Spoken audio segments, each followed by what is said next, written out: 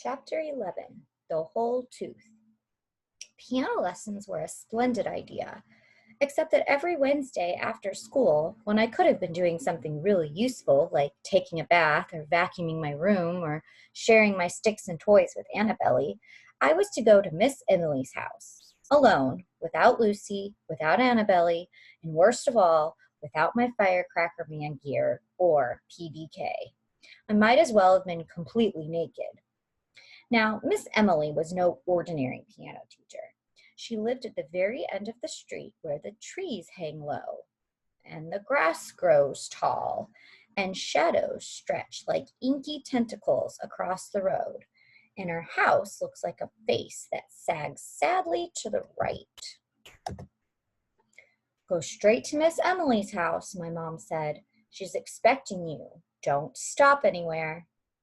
I might not have had a problem going to Miss Emily's. That is, if we lived in a normal town. But we do not. A lot of famous dead people live here. And when you are famous, you don't get buried like a regular person under a stone that has your name and telephone number on it. You have to stay in your house to give tours. The way to know where a famous dead person lives is to look for a sign on their front lawn that says it is their house. For example, at the other end of our street, away from the end where Miss Emily lives, there is a big white house with a sign that says, "The House of Ralph Waldo Emerson." Mr. Emerson was famous for writing essays, which is to say he got famous for doing a lot of English homework. Mr. Emerson died a long time ago, but he still lives in that house. On Thursdays, he sweeps his walk. It is very creepy, but he is not the only house like that.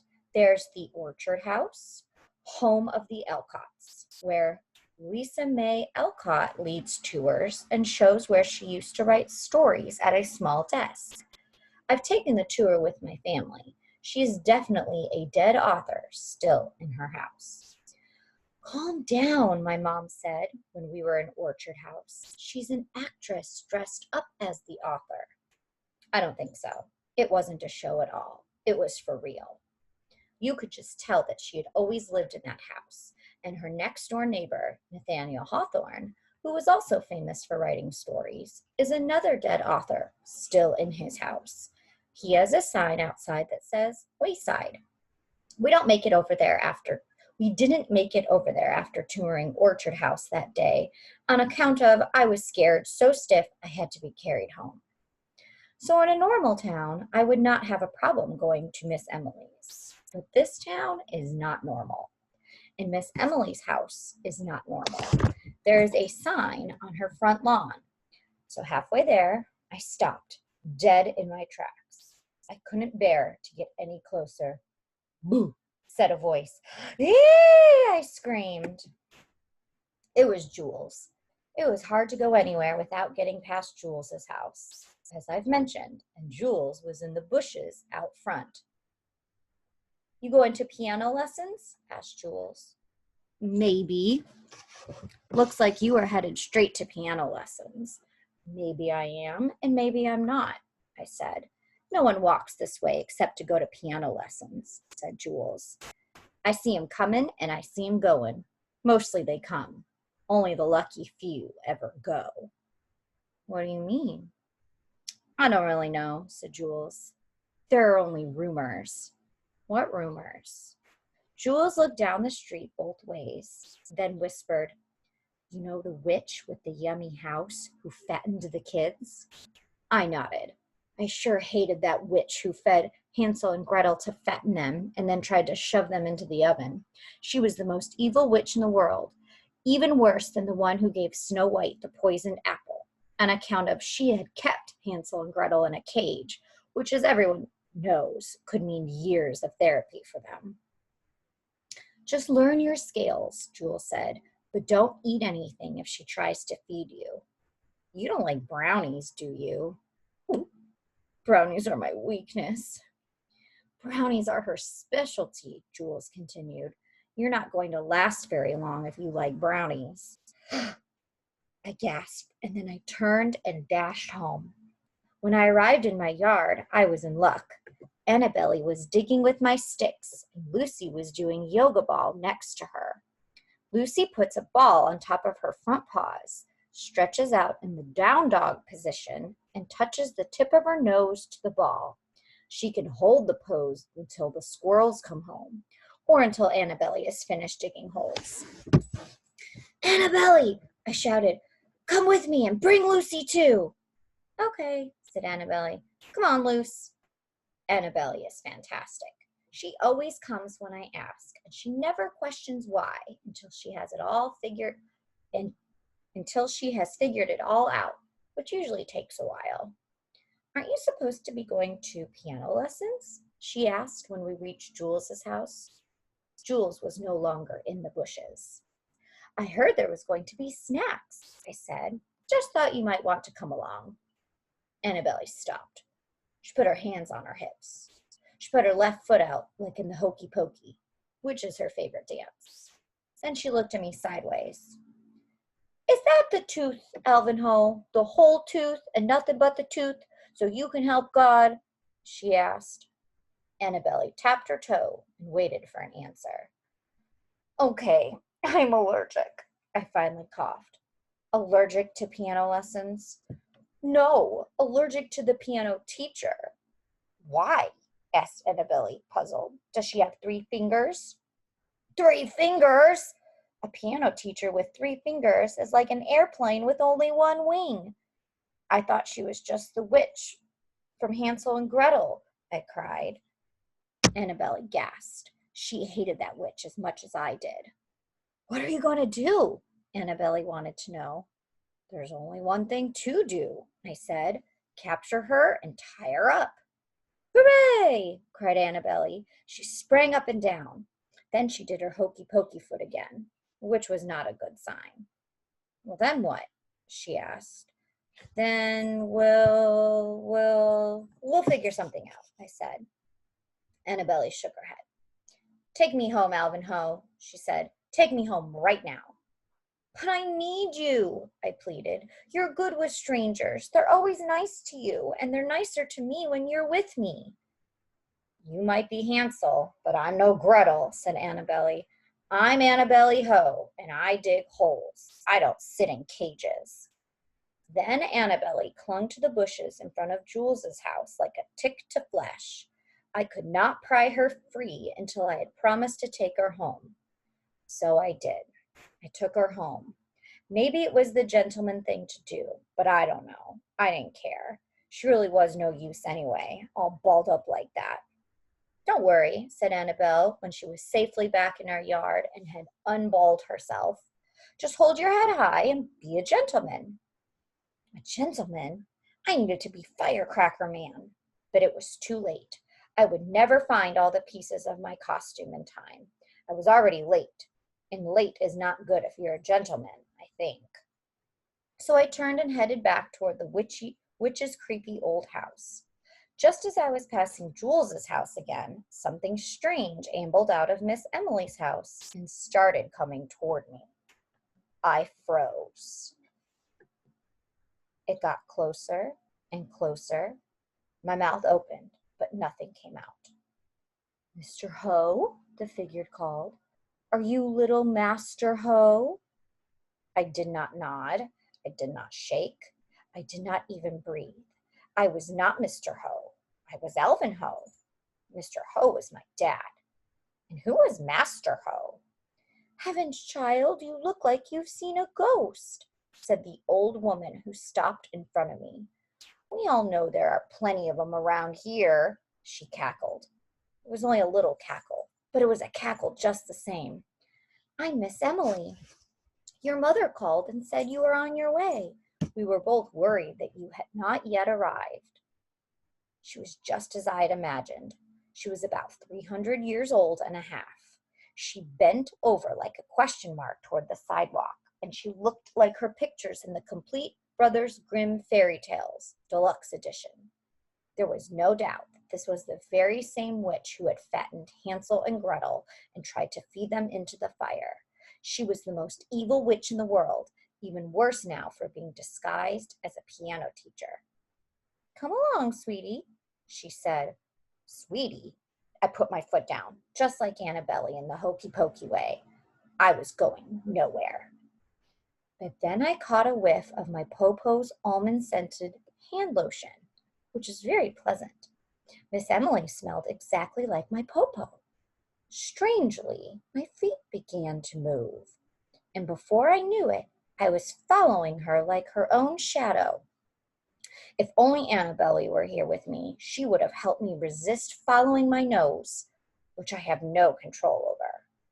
Soon I was at the place where the trees hang low, and the grass grows tall, and shadows spill like ink across the road. We floated past the sign in Miss Emily's yard that I couldn't read because we were moving too fast. Then we went right into the mouth of the house that sagged sadly to the right. Inside, it was a dark and stormy night. A painting of a young woman sitting at a piano stared straight at me. An enormous white head of Beethoven with blank eyes scowled angrily from a corner. A plate of brownies sat obediently on the coffee table, a glass of milk beside it. My eyes moved from the painting to Beethoven to the brownies. Then they stayed on the brownies, which was perfectly dusted with the kind of sugar that looks like fresh fallen snow. My mouth watered. Would you like a snack before we begin? Miss Emily read my mind. I made my special brownies, quadruple fudge. They're still warm from the oven. Oven? Oh, just learn your scales, Jules' voice echoed inside my ears. But don't eat anything. I stepped back. Then I tripped and fell over the piano bench. Oh dear, cackled Miss Emily. It was only a little cackle, but it was a witchy kind of cackle, just the same. I was speechless. I didn't know what to say. If I had known that taking my dad's Johnny Astro would end up me in such trouble, I would never have taken it. Let me help you up, said Miss Emily, her bony hand and crooked finger stretched toward me, closer and closer, until I could see she only had 3 fingers. I can't tell you what my lesson was like after that, on account of there was no lesson. I was completely frozen, like a piece of sausage off a truck. Chapter 12, Psychotherapy. No one can explain why I can't talk in school, and now at piano lessons. So once a month after school, my mom drives me to see a children's psychotherapist to get to the bottom of it. A therapist is a very smart person who wears glasses and can help you with your problems by asking a lot of questions instead of giving you shots, which is really amazing. But a psycho, as everyone knows, is a crazy person in the movies that you never want to run into in real life. So a psychotherapist is a very smart, crazy person that you should stay away from for your own good. I tried to explain this to my mother, but I can never get the words out on account of it's hard to talk about scary things. So I have to outsmart the psycho on my own. It's not easy, but I had it figured out. Alvin Ho's Psycho Survival Rules. 1. Carry your PDK.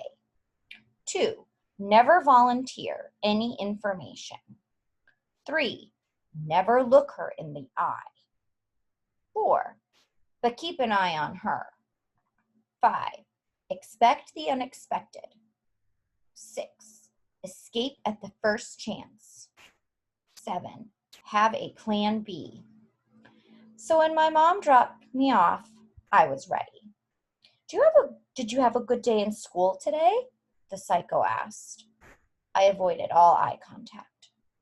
Do anything special? I kept my hands in plain sight. Working on your pitching? I nodded. I'm always pitching and catching with my gung-gung. Well, that's good, said the psycho. I bet you're terrific. I nodded again. How are the piano lessons going? Silence. Read any good books lately? I nodded. I had read a bunch of great books with my dad. We love true tales of courage and accounts of dangerous expeditions. Tenzing Norgay and the Sherpas of Everest was especially exciting. How's Lucy? It was a trick question. There is always so much to tell about my dog, but I caught myself. I've never said a word in therapy. It is too scary. What do you say to a psycho? The clock on the wall clicked. Tick, tick, tick. Outside, cars swooshed by in the rain. The psycho sighed. She shuffled some papers. Want to play cards? She finally asked. Usually playing cards is okay. When she runs out of questions, the cards come out, and it means the therapy part is over. And when it's over, it's over. It is just me and the psycho, alone, with nothing to do but play cards and wait for my mom or dad to pick me up. Tick, tick, tick. Psycho sure can shuffle. Flip, flip, flip. But she doesn't play very well. She talks too much. Making friends is tough, isn't it? She jabbered. I held my cards. Making friends is hard for grown-ups, too, she went on. So I know how you feel. I did not move. Do you sometimes want to play with kids who don't want to play with you? She asked. I nodded. Then I won the first hand. Shuffle, shuffle, deal, deal. We can't make people play with us who don't want to, said the psycho. Then I won the second hand. It was too easy. She just wasn't paying any attention to her cards. Then I won the third hand. But there's always someone great to play with, the psycho jabbered on, who was always looking for a friend. The longer we played, the more I won, and the more she lost. But she didn't just lose. She hardly even looked at her cards. If I played like that, Calvin would have a few unsavory names for me. Wipe the ugly face, thou weedy, earth-vexing wayface, Calvin would say. Methinks you stink, thou pribbling, beetle-headed harpy. The psycho stopped. What? She said. What did you say? Oops. Did I say something? I kept my eyes low. I kept my hands in plain sight. I had no idea you knew Shakespeare. She sounded surprised. I was surprised too. I didn't know Shakespeare. Shakespeare lived a long time ago. Now he's dead. How could she think I knew him? Why, that's really wonderful, she continued. But it wasn't wonderful. I hadn't meant to say anything at all. It had just sort of slipped. I don't know Shakespeare very well, the psycho went on. But I'm thrilled that you can express yourself in that way. Sit thee on a spit, I muttered. Then eat my sneakers, thou droning beef-witted nut-hook. Oops, I couldn't stop myself. That's the problem with cursing. Once you start, it's hard to stop. Grow unsightly warts, thou half-faced horn beast. Bathe thyself, thy reeky, reeling right pigeon egg. The psycho gasped. The look on her face said she didn't think it was so wonderful anymore. So I made a break for it. I bolted from my poker hand and ran as fast as I could. Unfortunately, the psycho was even faster. She nabbed me as I got to the stairs, so I let her have it. Away, I say, thou curish milk-livered mold warp! Get thee gone, thou beshivering, onion-eyed flapdragon! Thy mother wears armor!